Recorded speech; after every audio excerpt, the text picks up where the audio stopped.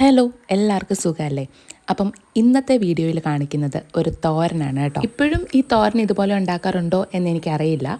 പണ്ടൊക്കെ ഈ തോരന് എല്ലാവരുടെയും വീട്ടിൽ ഒട്ടുമിക്ക വീടുകളിലും ഇങ്ങനെ ഉണ്ടാക്കാറുണ്ടായിരുന്നു. ഒരുപാട് അങ്ങ് വലിച്ചു നീട്ടുന്നില്ല. നമ്മുടെ മൈസൂർ ചീര ഉണ്ടല്ലോ, അല്ലെങ്കിൽ വേലിച്ചീര എന്നൊക്കെ പറയും, അതും ചക്കക്കുരുവും കൂടെ ഇട്ടിട്ടുള്ള ഒരു മിക്സ് ആയിട്ടുള്ള ഒരു തോരനാണ് ഇന്നിവിടെ കാണിക്കാൻ പോകുന്നത്. പണ്ടൊക്കെ എല്ലാവരുടെയും വീട്ടിലുണ്ടാക്കിക്കൊണ്ടിരുന്നതാണ്. ഭയങ്കര ടേസ്റ്റാണ് കേട്ടോ ഈ ഒരു തോരന്. അപ്പോൾ ഇത് എങ്ങനെയാണ് ഉണ്ടാക്കുന്നതെന്ന് നോക്കിയാലോ. അപ്പം ചീര ഇതേപോലെ എടുത്തിട്ട് വൃത്തിയാക്കി കഴുകിയിട്ട് അതിനകത്തിൽ പുഴുവൊന്നും ഇല്ലയെന്ന് കണ്ടിട്ട് ഇതുപോലെ അരിഞ്ഞ് ചെറുതായിട്ട് വെക്കണം. അതുപോലെ തന്നെ ചക്കക്കുരു ഇതുപോലെ അരിഞ്ഞ് കഴുകിയെടുത്ത് വാരി വെക്കണം. പിന്നെ ഇതിനകത്തിലേക്കുള്ള അരപ്പിന് വേണ്ടിയിട്ട് തേങ്ങ, പച്ചമുളക്, വെളുത്തുള്ളി, ഒരു സവാള കൂടെ ചെറുതായിട്ട് അരിഞ്ഞത്, അതിൽ 1 ടീസ്പൂൺ സവാള അരിഞ്ഞത് മാറ്റി വെക്കാം. എന്നിട്ട് ഇത് നന്നായിട്ട് കുറച്ച് മഞ്ഞൾപ്പൊടിയും കൂടി ഇട്ട് നന്നായിട്ട് അങ്ങ് ഇളക്കി വെക്കാം.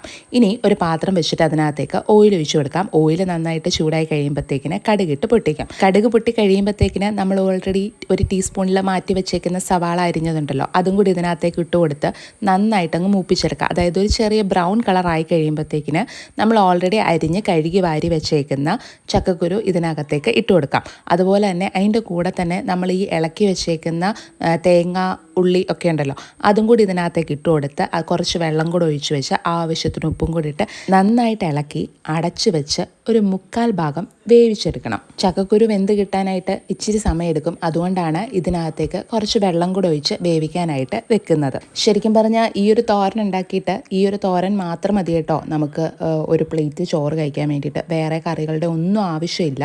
കാരണം ഇനി പറയണ്ടല്ലോ, ചക്കക്കുരുവിന് നല്ല ടേസ്റ്റാണ്, അതേപോലെ തന്നെ നമ്മളിടുന്ന ഈ ചീരയ്ക്കും നല്ല ടേസ്റ്റാണ്. അപ്പോൾ രണ്ടും കൂടെ മിക്സ് ആയി കഴിയുമ്പോൾ ഉള്ള ആ ഒരു ടേസ്റ്റ് പറഞ്ഞറിയിക്കാനേ പറ്റത്തില്ല. ഈ അടച്ചു വെച്ചേക്കുന്ന തോരൻ ഒരാവി വന്ന് കഴിയുമ്പോഴത്തേക്കിന് നമുക്കൊന്ന് തുറന്നു നോക്കിയിട്ട് ഒന്നും കൂടെ ഒന്ന് ഇളക്കിയിട്ട് അടച്ചു വെച്ച് പിന്നെ വേവിക്കുന്നതായിരിക്കും കുറച്ചും കൂടെ നല്ലത്. ഏകദേശം ഒരു 1/4 ഭാഗം വെന്താൽ മതി ചക്കക്കുരു. കാരണം അത് കഴിഞ്ഞിട്ട് നമ്മൾ ചീരയും കൂടി ഇട്ട് വേവിക്കുന്നുണ്ട്.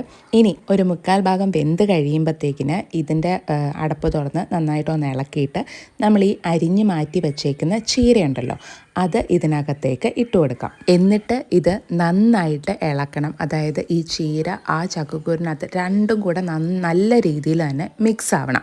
അപ്പം നന്നായിട്ട് തന്നെ ഇളക്കി കൊടുക്കണം. നന്നായിട്ട് ഇളക്കിയതിന് ശേഷം ഇത് നമുക്ക് ഒരാവി വരുന്ന ആ ഒരു ടൈം വരെ വെയിറ്റ് ചെയ്താൽ മതി. ആ ഒരു ടൈം ആകുമ്പോഴത്തേക്കിന് ഇത് നന്നായിട്ട് വെന്ത് കിട്ടും. കാരണം ചീര പെട്ടെന്ന് വേവുന്ന സാധനമാണ്. അതുകൊണ്ടാണ് ഒരാവിയെ നമ്മൾ ചീര ഇട്ടതിന് ശേഷം ഇത് വെക്കുന്നുള്ളൂ.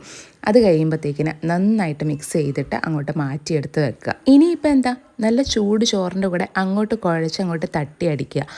അല്ലെങ്കിൽ ചപ്പാത്തിയുടെ കൂടെയൊക്കെ കഴിക്കാനും അടിപൊളിയാണ് കേട്ടോ. നിങ്ങൾ എന്താണേലും ഇതുപോലെ ട്രൈ ചെയ്തിട്ടില്ലെങ്കിൽ ഒന്ന് ട്രൈ ചെയ്ത് നോക്കുക കേട്ടോ. നല്ല ടേസ്റ്റാണ്, ഒരു രക്ഷയില്ല. നിങ്ങൾക്ക് എന്താണേലും ഇഷ്ടപ്പെടും. അപ്പം പണ്ടത്തെ ആൾക്കാർക്കൊക്കെ അറിയാൻ പറ്റുമായിരിക്കും ഇങ്ങനെ ഉണ്ടാക്കുന്നതൊക്കെ. അപ്പം വീഡിയോ ഇഷ്ടപ്പെട്ടാൽ ലൈക്ക് ചെയ്യുക, ഷെയർ ചെയ്യുക, സബ്സ്ക്രൈബ് ചെയ്യുക.